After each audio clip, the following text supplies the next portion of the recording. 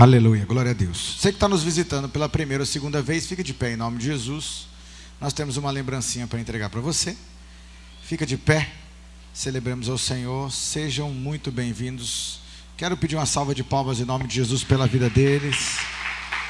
Que o Senhor os abençoe, os fortaleça. Você que pode cumprimentar eles aí, olha para trás, olha para frente. Fique de pé, levante aí, cumprimente nossos amados irmãos. Sejam bem-vindos, é uma alegria ter vocês aqui conosco. Celebramos ao Senhor pelo infinito amor, graça e cuidado em nome de Jesus. Vou pedir para a esposa do Mário ficar de pé, porque daquele culto que ela veio aqui era um culto especial. Fica de pé, equipe da recepção, entrega uma para ela ali. Gabi, lá no cantinho lá, ó. Sejam bem-vindos em nome de Jesus, é uma alegria ter vocês aqui. Celebramos ao Senhor. Mário, tá dando certo o negócio, hein, Mário? Deus está fazendo. Sejam bem-vindos, é uma alegria ter vocês aqui. Bom estar nesse tempo, em nome de Jesus. Romanos capítulo 8, abra a sua Bíblia. Quero agradecer a Deus em nome de Jesus, meu nome, em nome do pastor Ítalo. Obrigado pelo carinho, obrigado pelo cuidado. É importante a gente viver aquilo que se ensina, né? Então eu entendo a importância desse momento e eu quero agradecer. E eu quero agradecer por vocês manifestarem o amor, o cuidado e a parceria, muito mais que um culto, mas no dia a dia. Obrigado pela unidade, por caminharmos juntos para a glória e louvor do nome de Jesus. Viu sua foto ali, né, Mário? Viu? Seu lugar é aqui, filho. Fica aí que vai dar certo. Romanos capítulo 8, versículo de número 38 e 39. Quem achou, diga amém. Romanos capítulo 8. Tainá, eu estou com o passador aqui, tá? Eu estou com o passador aqui. Romanos capítulo 8, versículo de número... Romanos capítulo 8, versículo 38 e 39. O tema da mensagem de hoje é o amor do Supremo Pastor. Diz assim a palavra do Senhor: porque estou bem certo de que nem a morte, nem a vida, nem os anjos, nem os principados, nem as potestades, nem o presente, nem o porvir, nem a altura, nem profundidade, nem alguma outra criatura nos poderá separar do amor de Deus, que está em Cristo Jesus, o nosso Senhor. Amém. Mantenha a sua Bíblia aberta nesse texto. Eu quero partilhar com você desse texto. Essa semana que prevê esse dia, do dia do pastor, uma semana de poder retornar à memória muitas coisas, né? Quando tudo começou, né?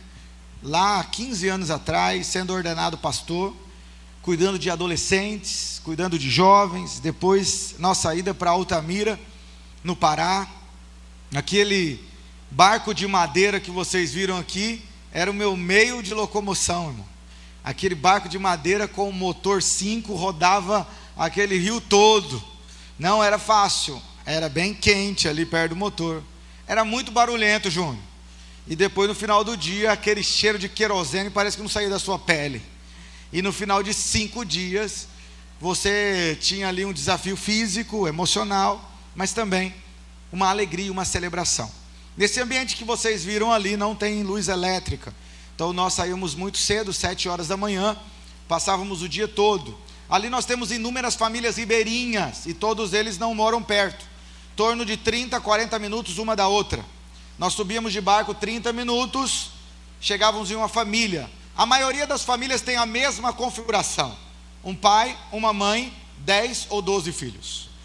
Uma casa de madeira, na maioria das vezes um pouco fora do rio, e ainda assim com uma altura, para que quando o rio subisse não afetasse a casa. Um banheiro afastado da casa, sem vaso, sem nada, só um buraco no chão. E tinham ali no outro lado um espaço grande, com um tacho muito grande, aonde eles faziam farinha.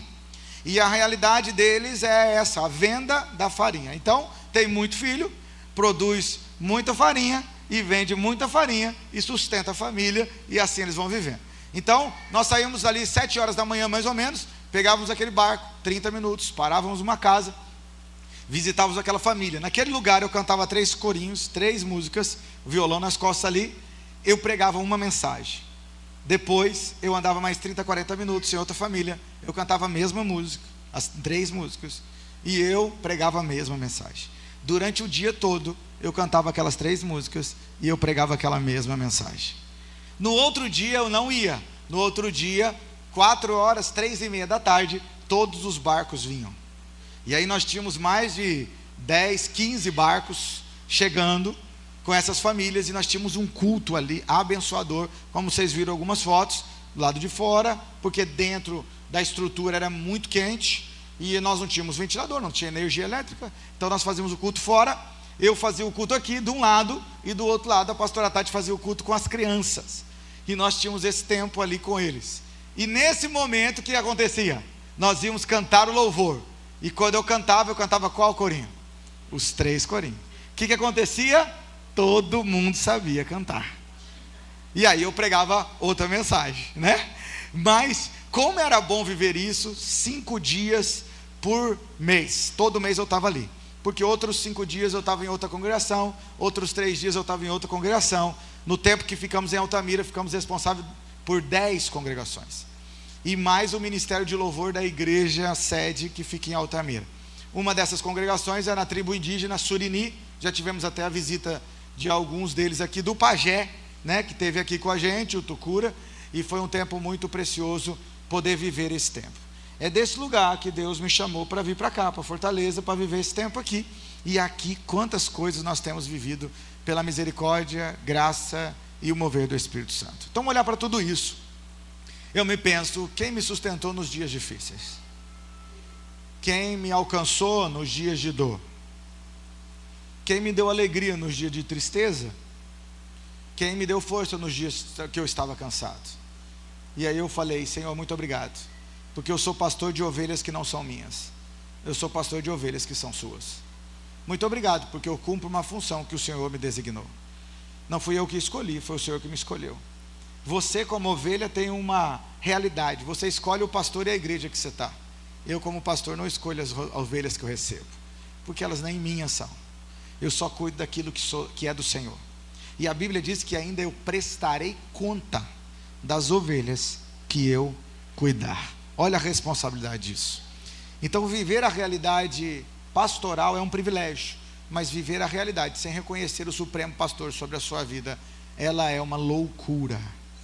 E essa é a realidade que nós precisamos viver.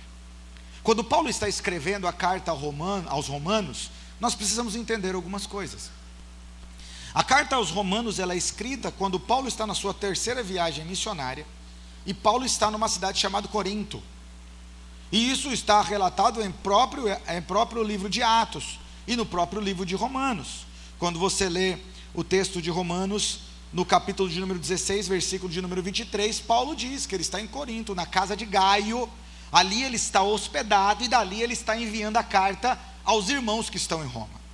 Como muitos às vezes declaram por aí, dizem, Paulo, fundador da igreja de Roma. Paulo não fundou a igreja de Roma. Só para começar o texto, Paulo está em Corinto, Paulo está enviando uma carta para a igreja que está em Roma, e Paulo nunca tinha pisado em Roma. Paulo vai estar em Roma depois.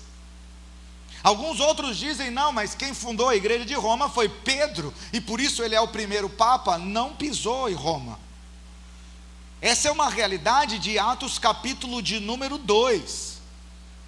Essa é uma realidade que quando nós olhamos para o dia de Pentecoste, quando o Espírito Santo de Deus desce sobre aqueles 120 que estavam reunidos, e eles começam a falar em outras línguas, e essas línguas das pessoas que estavam ali ao redor, o texto de Atos capítulo 2, versículo 10 diz assim: tanto judeus como prosélito, cretense, árabes, romanos, todos nós ouvimos em nossas próprias línguas as grandezas de Deus. O entendimento prático é que os romanos, estando ali ouvindo a palavra, alguns deles voltaram para Roma e se renderam a Jesus. Mas essa igreja de Roma precisava de alicerce, precisava de uma palavra, precisava desse cuidado. Mas todos eles são novos na fé. Paulo está enviando uma mensagem para eles, os fortalecendo, os direcionando, os guiando, E por isso o livro de Romanos é um livro fundamental para mim, para você, que estamos cada dia buscando servir ao Senhor e conhecer o propósito de Deus para a nossa vida. Mas o livro de Romanos, se eu ler o texto e dizer, porque estou bem certo que nem a morte, nem a vida, nem os anjos, nem os principados, nem as potestades, nem o presente, nem o porvir, nem a altura, nem profundidade, nem outra criatura poderá nos separar do amor de Deus que está em Cristo Jesus, você com certeza dirá, amém. Mas qual perseguição você vive? Então a nossa profundidade textual é rasa, porque a nossa cultura não é a mesma o que eles estavam vivendo. Qual o impacto que a igreja que recebe a carta, a igreja de Romanos, teve ao ler o que está aqui, diante da realidade que eles estão vivendo? Por isso eu não posso ler um texto fora do contexto, eu preciso te colocar dentro da realidade que eles estão vivendo. Essa igreja recebe essa carta em uma realidade de perseguição. Essa igreja recebe essa carta em uma realidade desafiadora. Essa carta é mandada por uma igreja que está onde? Em Roma. Mas não é só uma cidade. Nós estamos falando da capital do império. Nós estamos falando da cidade mais poderosa do mundo. Nós estamos falando de uma cidade de 1 milhão de habitantes aproximadamente naquela época. Nós estamos falando do centro político, militar e econômico do mundo naquele momento. Nós estamos falando do lugar que dominava boa parte dos povos da época. Mas nós estamos falando de um ambiente, de uma cidade de total idolatria, aonde o próprio imperador era chamado de divindade. O problema de Cláudio e depois o problema de Nero, que são os dois imperadores, é o mesmo. Reconhecer Jesus como Senhor é um grande desafio. Prestar adoração a Deus é um grande desafio. Por quê? Porque dentro da cultura romana, o imperador também é um Deus. Essa realidade é desafiadora, porque Jesus vai ocupar esse lugar. Essa igreja está vivendo um tempo de perseguição, de desafio, de dificuldades. Se você vai ler Atos capítulo de número 18, versículo 2, a palavra do Senhor vai dizer que Cláudio, que era o imperador, tinha ordenado que todos os judeus saíssem de Roma. A igreja em Roma vai viver 2 momentos. A primeira com Cláudio, aonde ele não vai aceitar o cristianismo, aonde a realidade vai ser perseguido os cristãos, aonde alguns vão perder os seus bens, aonde outros vão viver a realidade de incerteza, vão ser rejeitados no comércio, vão ser rejeitados na sociedade, vão ser rejeitados por todo mundo, e em todos os ambientes eles vão ser convidados a ir embora. Depois nós vamos viver um outro momento, que é com Nero, onde eles não são convidados mais a ir embora, onde eles são presos, onde eles são torturados, onde eles são jogados para os leões, onde eles são jogados para os guerreiros, onde matar os cristãos ou judeus é uma grande alegria. É outro momento. Mas essa é a perseguição que eles estão vivendo lá. É esse povo que foi convidado publicamente a ir embora da sua cidade por causa da sua fé. É dentro desse contexto que Paulo está dizendo: ei, presta atenção. Eu sei que vocês estão vivendo pressões, eu sei que vocês estão vivendo perseguições, eu sei que tem incertezas, eu sei que vocês estão sendo rejeitados, eu sei que muitos de vocês perderam seus bens. E qual que é o problema disso? É porque muitas das vezes, quando passamos por um problema, por uma luta, por uma adversidade, ou por expectativas frustradas, nós olhamos para isso tudo e pensamos: será que Deus ainda me ama? Por que tudo isso está acontecendo comigo? Por que a minha família está afligida com tantas dores, tantas... Será que Deus me abandonou? Será que Deus desistiu de mim?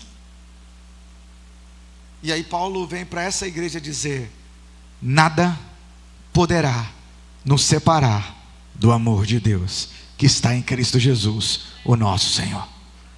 É nesse contexto que a igreja vai viver. Por isso que quando nós falamos da soberania de Deus sobre a nossa vida, a primeira coisa que nós temos que aprender é que o Supremo Pastor nos conhece profundamente.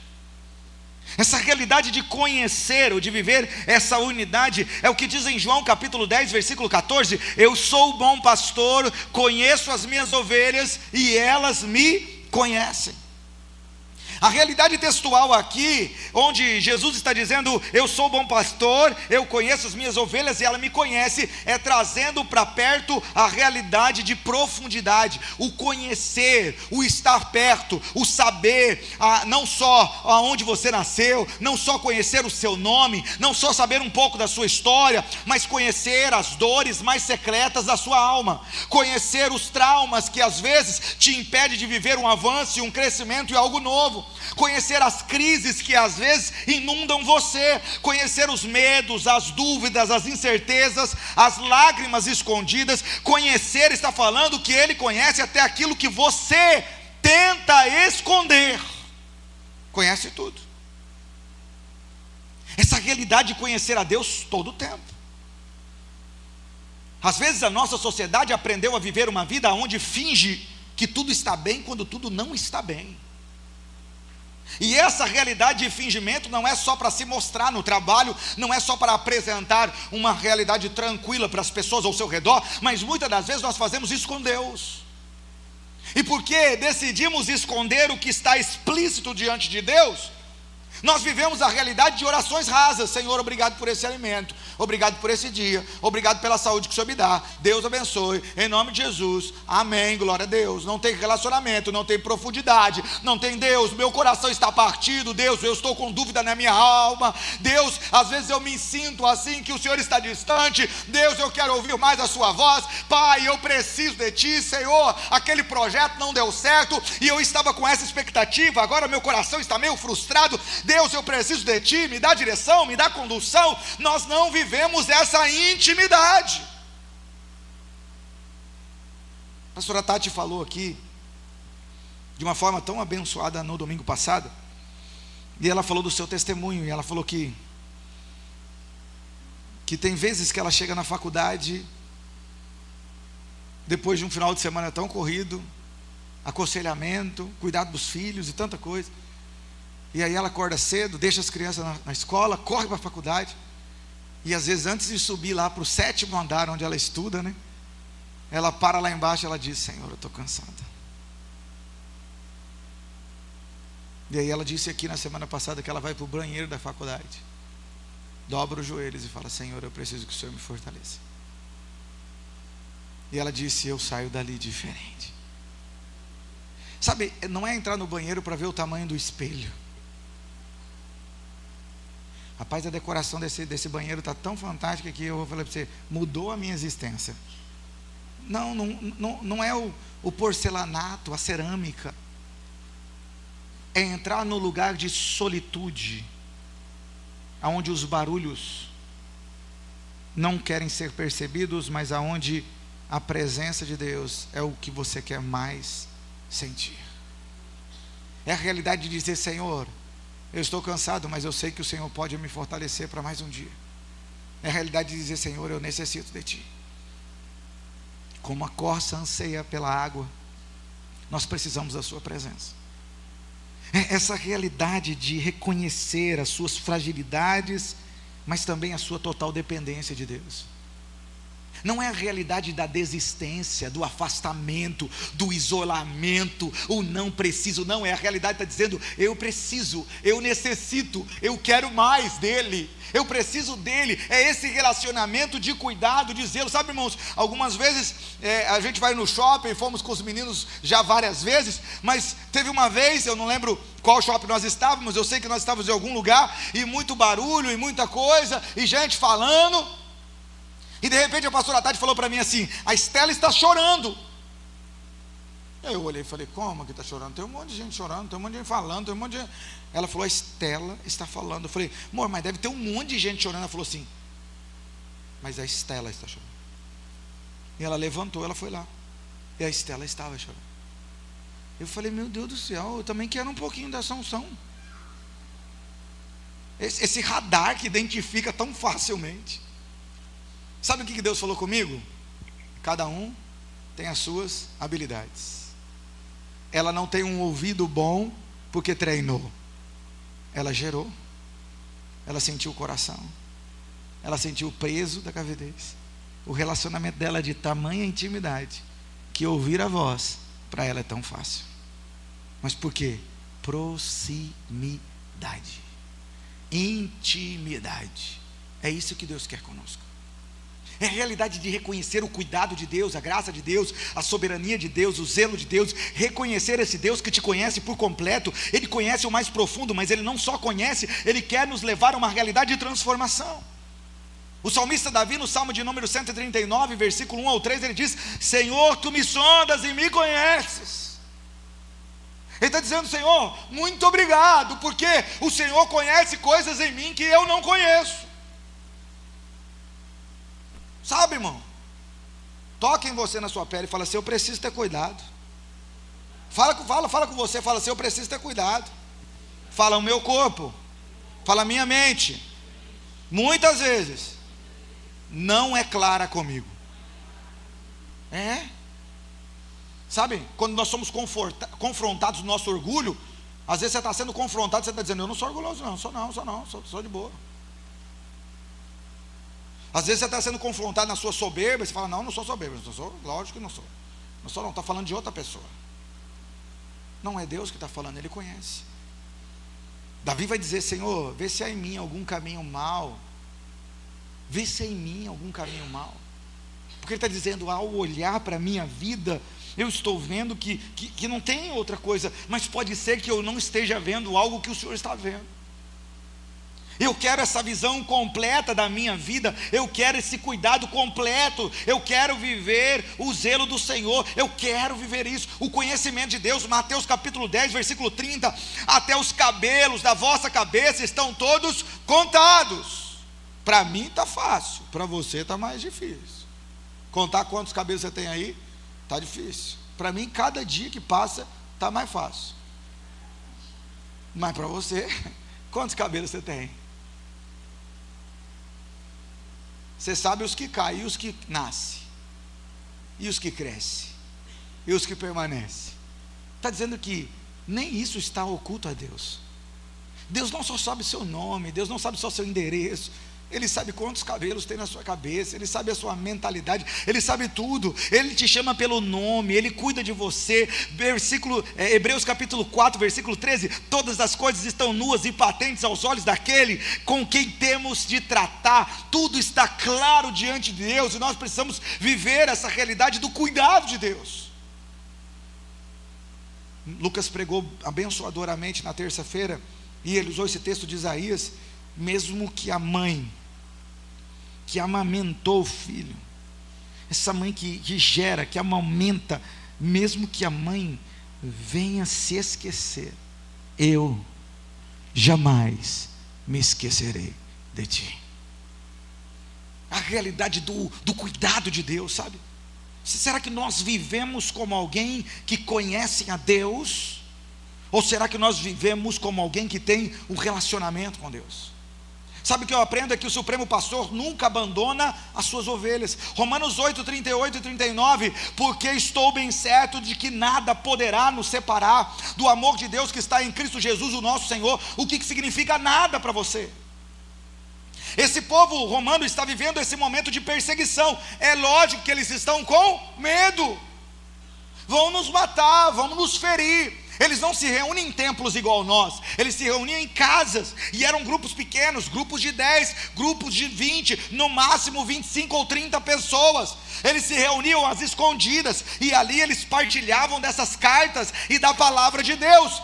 Mas eles foram convidados pela maior autoridade existente, o imperador, a saírem fora, porque ele não queria ninguém ali que servissem a Cristo na cidade de Roma. Mas aqueles homens estavam ali porque eles sabiam que muitas pessoas precisavam de um encontro com o Senhor Jesus, e eles estavam buscando a Deus. Mas eles estavam à beira de não só ser perseguidos, mas serem mortos. E por isso Paulo está dizendo: nem a morte, nem a vida, nem anjo, nem potestade, nada poderá nos separar do amor de Deus que está em Cristo Jesus, o nosso Senhor. Paulo está dizendo para esses homens: pode ser mesmo que vocês morram, mas vocês vão morrer para ter um encontro com o Senhor. Pode ser que vocês sejam perseguidos. Quem te disse que a vida vai ser fácil? Às vezes nós vivemos uma realidade de vida onde nós não podemos ficar doentes.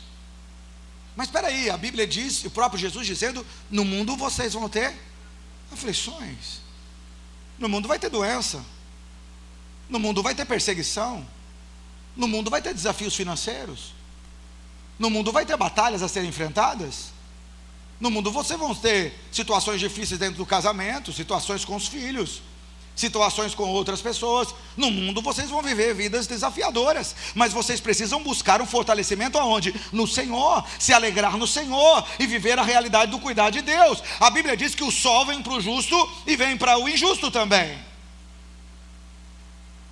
Essa realidade do sol, da chuva, das enfermidades, nós precisamos entender que nós não estamos blindados para isso.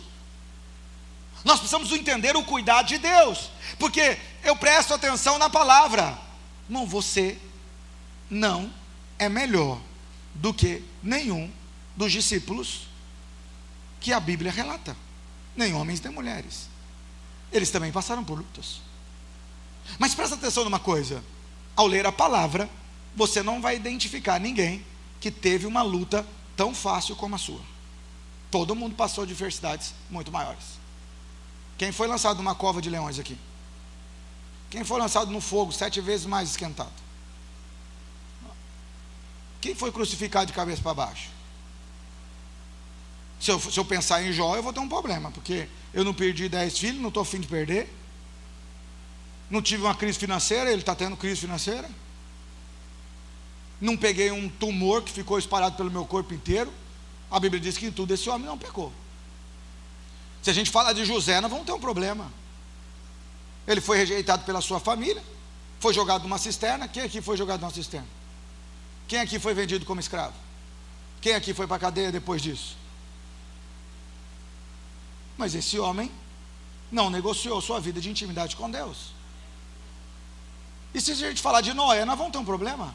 Um homem que levou mais de 100 e poucos anos construindo uma arca. As pessoas estavam perseguindo ele, as pessoas falavam mal dele, ele virou-se nome de piada na sua época, mas esse homem permaneceu, porque ele tinha uma palavra de Deus. Você não dura um mês. Você está orando por uma pessoa, você vê a atitude da pessoa, não muda, e você fala: não adianta orar não, fulano não tem jeito. Por que nós somos assim? Estou falando de um homem de mais de 100 anos, orando ou caminhando numa mesma palavra. E nessa época de Noé, uma época desafiadora, não chovia. O orvalho vinha na madrugada e molhava a terra.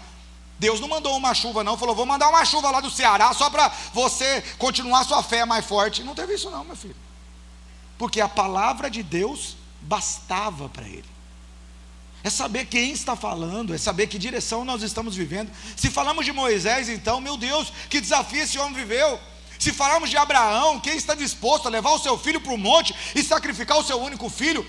Homens e mulheres que passaram lutas. E falar desse apóstolo Paulo, esse homem está numa prisão pequena, fedida. Esse homem está vivendo uma realidade terrível. Ele vai escrever a carta aos Filipenses, vai dizer: alegrai-vos. Outra vez eu digo: alegrai-vos no Senhor. Nós temos inúmeros motivos para celebrar e alegrar. O homem está preso. Esse homem encontra motivos para alegrar em Deus. Sabe qual que é o nosso problema? Que quando nós olhamos para Deus, nós queremos muita coisa de Deus, mas não nos alegramos, e não celebramos, e não nos contentamos com aquilo que Ele já nos deu. Todo o dinheiro do mundo não compra a salvação, Ele te deu. Todo o dinheiro do mundo não compra a libertação, Ele te deu.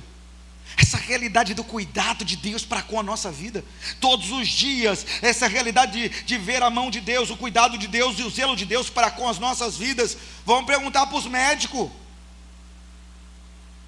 hein, Mário, nesse momento o seu coração está batendo a quantos por minuto? Você sabe? Seus pulmões estão nutrindo quanta quantidade de ar? Seus rins estão filtrando quantos por cento de... se ele fizer um cálculo de um exame, ele vai saber. Mas agora perguntando, O Mário não acordou porque ele é médico hoje de manhã, falou, vou programar aqui o coração hoje tem que bater 100. Final da tarde, acho que eu vou poder sair com a minha esposa, vou comer uma carninha, vou colocar o rim para filtrar mais rápido. Nós não fazemos isso. Os órgãos têm funcionalidade sem a sua opinião. Não foi você que projetou, foi Deus que projetou. Foi Deus que tem cuidado de você. É Deus que tem zelado por você. Sabe, é viver esse cuidado de Deus. Ele me conhece por completo. Ele não só te conhece, mas Ele te conduz, sabe? Às vezes só pensamos no sofrimento que nós vivemos, e às vezes olhando para o sofrimento nós dizemos, ai, Deus não me ama, ai, Deus ama mais o outro, ai, mas é tão difícil. Não, no mundo nós teremos aflições, mas nós precisamos nos apegar a Deus. É difícil, viver é difícil, gente. Tudo é difícil. Fala uma coisa fácil aí.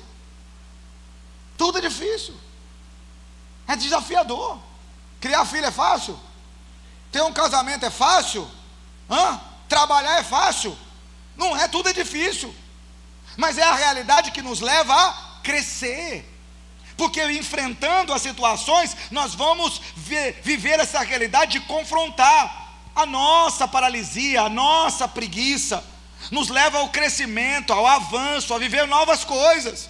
Paulo está dizendo, olha, não se preocupe com a morte, não se preocupe com a vida, não se preocupe com as coisas do porvir, não se preocupe com anjos, nem com potestades. Fiquem firmados em Cristo Jesus, porque é o amor de Deus que vai sustentar vocês. É no Senhor. E às vezes estamos apegados a tantas coisas que nos esquecemos do mais importante, do cuidar de Deus. Toque em quem está do seu lado e diga assim, você tem o suficiente. A presença de Deus, o amor de Deus e a misericórdia de Deus. João capítulo 10, versículo 28 diz, jamais perecerão e ninguém os arrebatará das minhas mãos. A realidade de perceber que nós estamos seguros no Senhor. O Supremo Pastor nos transforma para viver o propósito dEle, para a glória dEle, exaltação do nome dEle, viver essa aliança com Ele. João capítulo 10, versículo 10, a parte B, eu vim para que tenham vida e a tenham em abundância. A realidade de um Deus que quer que nós vivamos essa realidade de abundância, fala de sermos transformados, restaurados, trabalhados por Deus. Quem nós éramos ontem, quem nós somos hoje, nós precisamos ser melhores. Esses dias eu estava conversando com o Isaac, e ele falou para mim assim, pai,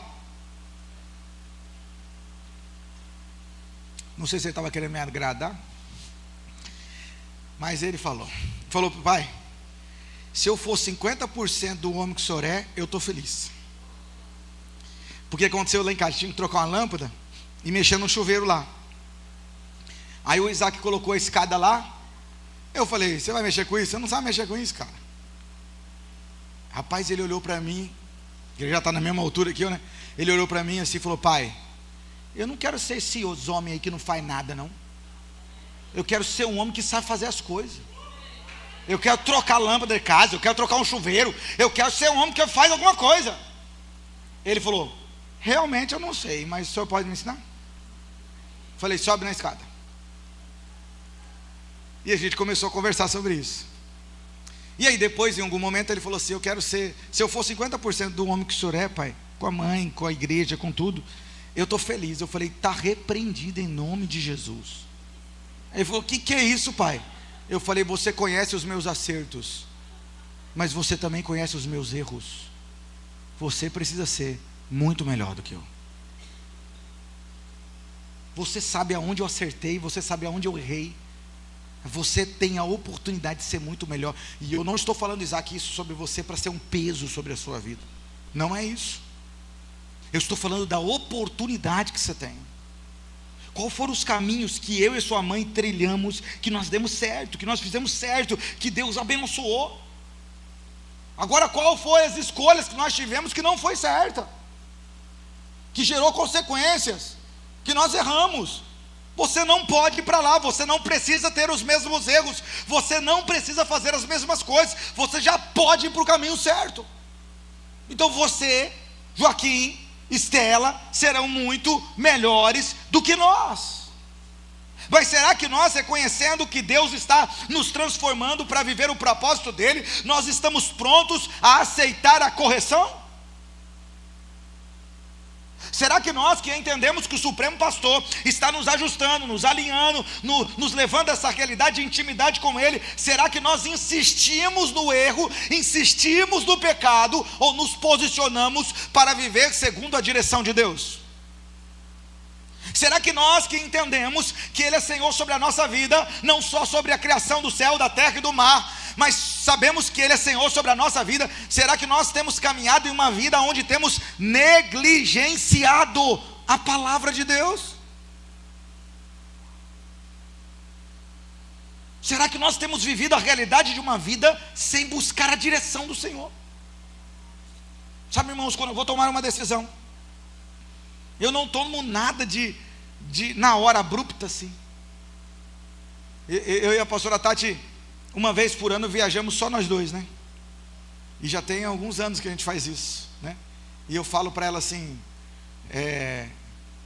eu amo viajar com as crianças, mas esse momento só nós dois é bom demais. Porque algum tempo atrás, irmãos, eu falei com ela, falei assim, ó, deixa eu te falar uma coisa, Joaquim vai casar e vai rapar fora, Isaac vai casar e vai embora, Estela vai casar e vai embora. Para onde essa galera foi? Falei para ela, ó, nós nascemos lá no centro-oeste do país, olha onde nós estamos, nós já estamos na beira do mapa. Nós saímos de Cuiabá, fomos para Altamira, para o meio, saímos de Altamira, viemos para a ponta, daqui nós vamos sair para fora desse país, porque nós já estamos beirando o canto do país. Nós não temos nem como segurar esses guri com a gente, nós não ficamos perto de pai e mãe, nem de tio e tia, nem de vô e vó. Somos nós que vamos ter que ir atrás desses guris daqui a um tempo. Como vai estar o nosso relacionamento quando eles forem embora? Será que for um casal que viveu a vida toda só para cuidar dos filhos, e depois de cuidar dos filhos e eles construírem uma família, se encontraram dentro de uma casa sem se conhecerem? Eu falei, eu preciso sair só com você, eu preciso ter momentos de memória só nós dois. E a gente saiu a primeira vez, depois saiu a primeira, irmão, glória a Deus, todo ano nós saímos. E nós já se programa com antecedência, projetando, sonhando, idealizando, isso é bom. Mas antes de tomar qualquer decisão, primeiro eu vou orar. Eu vou orar, irmão, eu invisto um tempo de oração. E às vezes em algumas viagens que a gente vai, a gente vivenciou isso em Gramado, a gente viveu isso em outros lugares, aqui em Fortaleza a gente vivenciou isso. Chega aquele povo querendo vender aquelas coisas fenomenal, né? Você é dono de um hotel que vai poder alugar, e o hotel não sei o que, e papapá, toma vai R$100 de comida não sei na onde, uma toalha. Quem te falou que você precisa de toalha? Você está no hotel, você não precisa de toalha. Mas eles mostram uma toalha tão linda, um negócio tão maravilhoso, você assina contrato o quê? Irmãos, depois você fala não 3 vezes, eles te abrem uma porta, aparece um apartamento todo mobiliado, fala deita na cama, senta na cama. Não estou precisando deitar na cama, não precisando fazer nada. Mas você é motivado aquele ambiente, a musiquinha está tocando, tudo para você assinar um contrato. Irmãos, eu falo, não vou assinar, irmão. E aí na última agora que o cara falou comigo, eu falei assim, eu preciso de um tempo para orar. Ele não entende o que é isso, ele olhou para mim e falou, como assim? Tempo para orar? Aí eu falei, eu tenho uma vida que é dirigida por Deus, e eu preciso de um tempo para orar. E a partir de hoje, todos esses caras que me parar, eu vou falar isso, eu tenho um tempo para orar. Sabe por quê? Porque toda vez eu falo assim, não, eu preciso de um tempo para pensar. Ele me vem com 10 mil propostas. Aquilo que era 5 mil, virou R$300 para dar entrada. Ele sempre tem uma justificativa. Mas quando eu falei para esse homem, eu preciso de um tempo para orar, ele falou, então tá bom, ele não vai querer. Depois que eu oro, a Bíblia diz que na multidão de conselheiros há sabedoria. Pode parecer para você que a decisão é a melhor possível, que é a mais aceitável, que é a mais prudente, mas preste atenção e não negligencie a palavra. A palavra diz o quê? Existem caminhos que para o homem têm aparência de bom, mas o destino dele é morte. Mas o que a Bíblia também diz? Na multidão dos conselheiros há sabedoria. Então eu busco bons conselheiros, para depois, junto com a minha esposa, e muitas vezes junto com ela e com as crianças, tomarmos uma decisão. Isso é uma busca do quê? De acerto. Essa é a realidade como igreja. Nós fazemos isso assim. Nós fazemos isso em casa.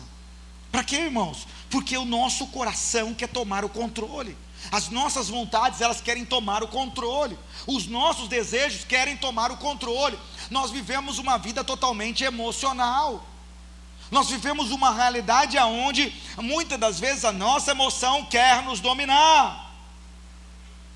Nós precisamos centralizar em Deus e viver o cuidado de Deus. Eu quero que você olhe aqui para frente. O que é isso? Uma bússola. O que a bússola faz? Te dá direção. Agora presta atenção nisso. A bússola está nos dando direção. Norte, sul, leste, oeste, nordeste, noroeste. Ela vai te dar uma direção, mas cabe a você decidir. A bússola dará a direção. Quem decide? Diga assim: eu. A bússola te dará a direção. Quem decide? A palavra te dará a direção. Quem decide? Muitas das vezes conhecemos a verdade, mas não obedecemos a verdade. Muitas das vezes conhecemos o que Deus tem para nós, mas às vezes vivemos a realidade de uma vida onde nós não aceitamos o que Deus tem para nós. Às vezes temos a consciência dessa realidade, que Cristo está nos usando com a vida de um pastor, com a vida de um líder, com uma palavra que é ministrada, com uma direção clara, mas às vezes escolhemos ir por outro caminho, e às vezes não queremos colher a consequência das nossas atitudes erradas. É a realidade do que Deus falou com quem? Da realidade do que Deus falou com Caim. Caim, se fizer a coisa certa, não será aceito. Mas se fizerem a coisa errada, querem ser aceito, não dá certo. Então às vezes nós tomamos escolhas da nossa vida, que nós vamos viver as consequências disso. Às vezes não gostamos da consequência, mas a pergunta é: por que nós não paramos então, para prestar atenção nas atitudes que nós estávamos fazendo, ou na postura que nós estávamos tendo?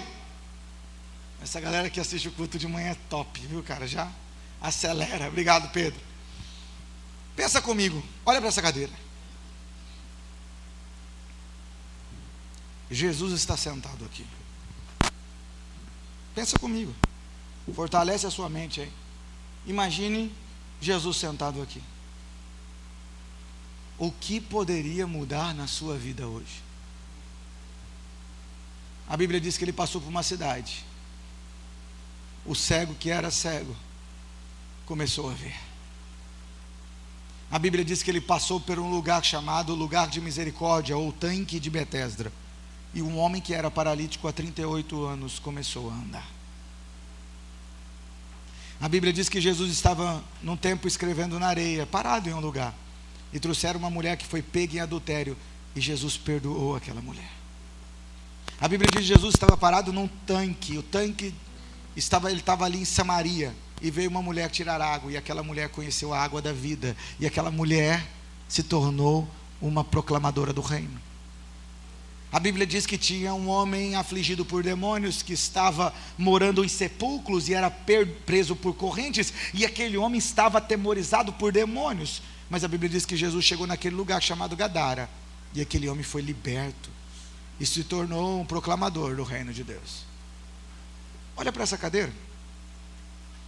Imagine Jesus sentado aqui. O que podia mudar na sua vida? Qual seria o seu pedido? Qual seria o seu clamor? Lembre-se que Jesus, chegando em Jericó, olhou para aquele homem que era cego e disse: o que queres que eu te faça? Aquele homem disse: eu quero ver. Jesus olhou para ele e falou assim: então veja. A vida daquele homem foi transformada. A Bíblia diz que Jesus está passando pelo centro de Jericó, e um rapaz chamado Zaqueu subiu numa árvore. Ele tinha um desejo de ver Jesus. Jesus passou pela árvore, olhou para ele e falou assim: desce depressa, Zaqueu, porque hoje convém estar na sua casa e na casa de Zaqueu naquele dia teve libertação. Olhe para essa cadeira e pense, Jesus está sentado aí hoje. O que você pediria como perdão para Ele? Dos seus erros, das suas falhas, não só das suas imperfeições, mas às vezes da sua falta de posicionamento. O que você declararia a Ele sendo: Senhor, eu te reconheço como supremo pastor da minha vida, mas às vezes eu estou sendo muito demorado em me posicionar. Às vezes eu estou agindo com procrastinação, eu estou deixando para depois o que eu preciso fazer hoje. Mas hoje eu quero te pedir perdão, Pai, e eu quero viver um novo tempo na minha vida, na minha casa, na minha família.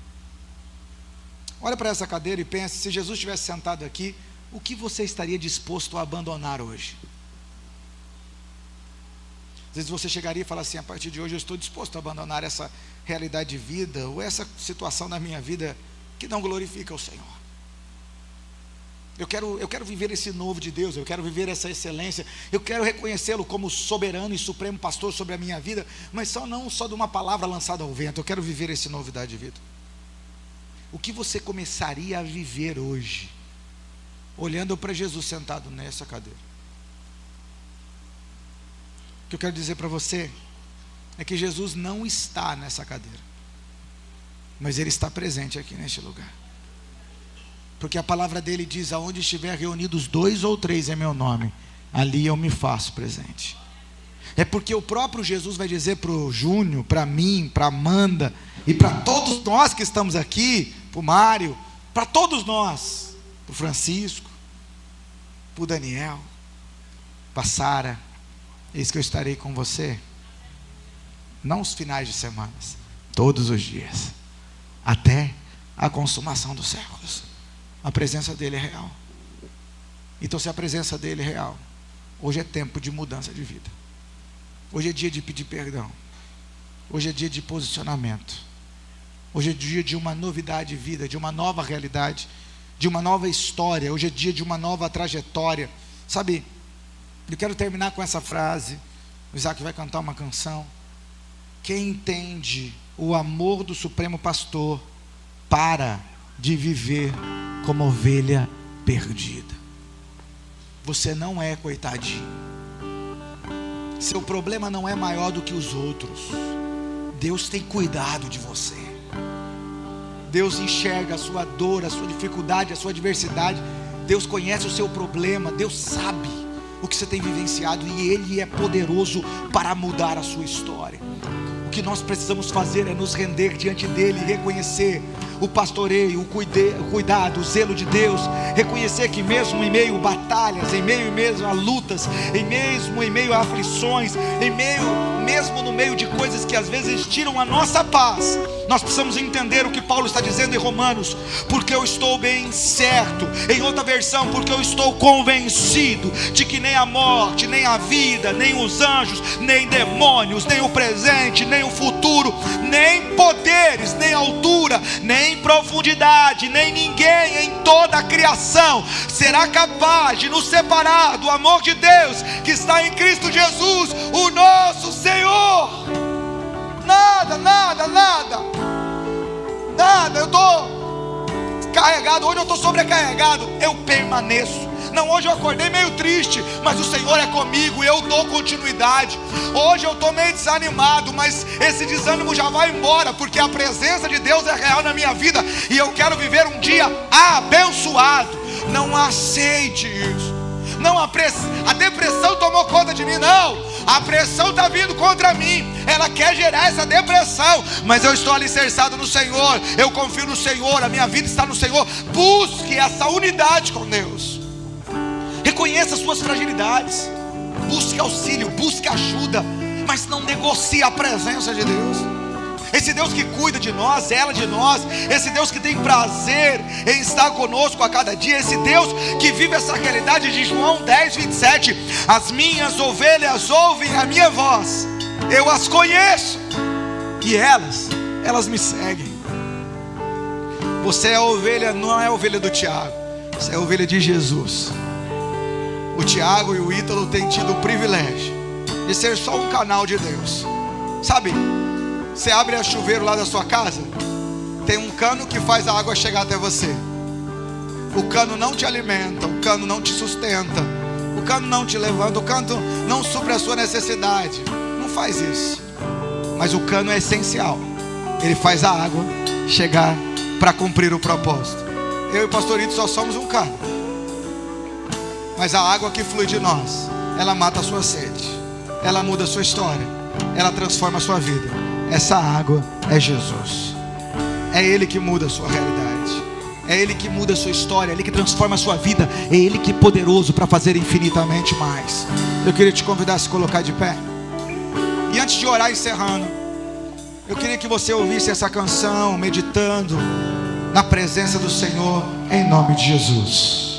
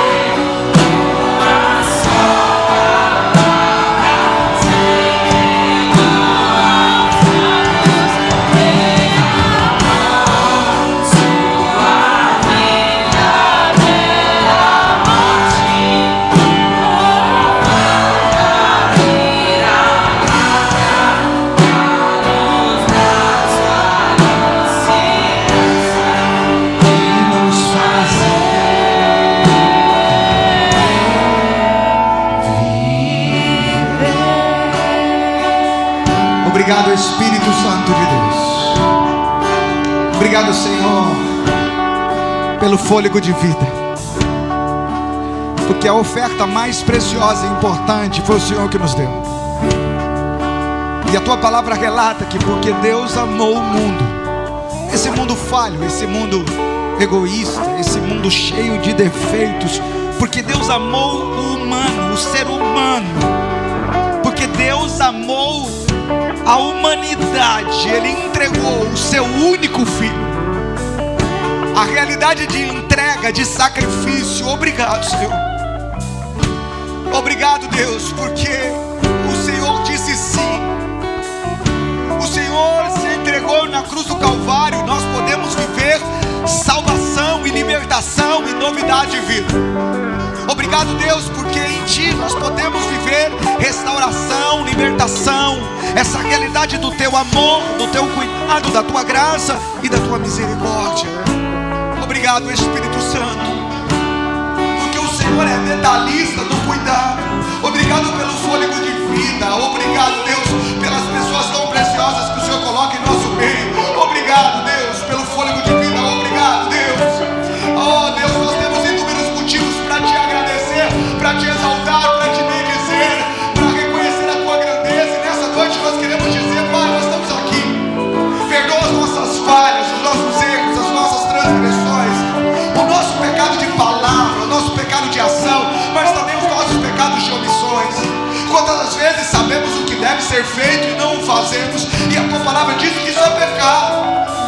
Nos ensina a caminhar em submissão à tua palavra. Nos ensina, Deus, a viver a realidade de uma vida onde a bússola é a tua palavra. Que sejamos guiados pelo Senhor, que haja em nós uma identidade de filhos, filhos obedientes, que amam um Pai amoroso, gracioso e poderoso. Obrigado, Senhor, pelo teu infinito amor.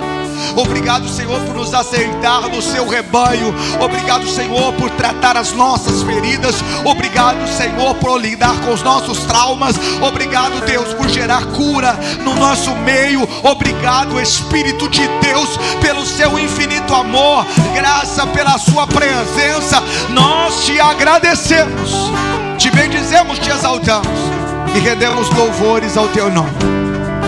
Que a nossa vida testifique a tua grandeza, que a nossa vida testifique a tua presença, que a nossa vida, que a nossa caminhada, que as nossas escolhas reflitam o propósito de Deus para a nossa vida. A tua mão, o teu cuidado, o teu zelo e a tua graça sobre nós. Que a graça do Senhor, que o amor de Jesus, que as consolações do Espírito Santo, que o amor de Deus o Pai seja sobre nós, como igreja, como povo de Deus e todas as famílias espalhadas sobre a face da terra. Que possamos ter uma semana graciosa na tua presença, que possamos sair daqui reconhecendo a tua paternidade, mas reconhecendo também o teu governo, a tua soberania, reconhecendo aonde nós precisamos nos posicionar em Deus. E que haja em nós a alegria de ser participante do teu reino, que haja em nós a alegria de viver essa intimidade contigo a cada dia. Que haja em nós um despertamento de não perder o tempo de hoje, esse tempo que o Senhor nos chama a te adorar e te bendizer. Que o Senhor nos abençoe em cada passo, em cada decisão, que o Senhor nos ajude em cada escolha, que sejamos em tudo guiados pela tua palavra, pelo teu direcionamento, para o louvor da tua glória, em nome de Jesus. Que Deus abençoe a sua vida, que Deus abençoe a sua casa, e que Deus abençoe a sua família. Em nome de Jesus. Você que pode, aplauda o Senhor, abrace 2 ou 3 pessoas, em nome de Jesus. Aleluia! Como Ele ofereceu para satisfazer o Criador, Ele morreu para que sua luz em nós pudesse brilhar. O Filho do amor se entregou em nosso lugar. És o Cordeiro que pelos nossos pecados esmagados sem dizer só palavra se entregou aos cravos, derramou sua vida até a morte, provando a ira amarga, dá-nos a sua doce graça e nos fazer viver.